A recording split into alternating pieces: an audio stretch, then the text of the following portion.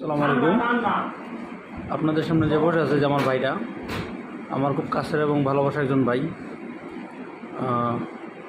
সৌদিতে আসছে সে, কিন্তু সৌদির তকদির তার নাই, মূলত সে হচ্ছে এরকম আর কি।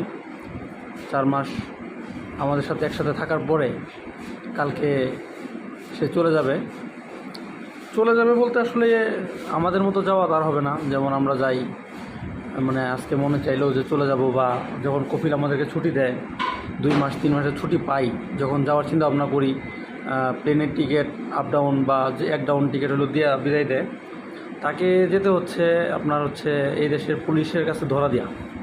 তো ধরাটা আবার এরকম না যে পুলিশ ধরে নিয়ে গেল, এরকম কোনো কিছু না। এই জায়গায় ধরা দেওয়ার ইচ্ছা কারণটা হচ্ছে ধরা না দিলে সে যেতে পারবে না, কারণ তার আগে আমার ম্যাচ চলে গেছে।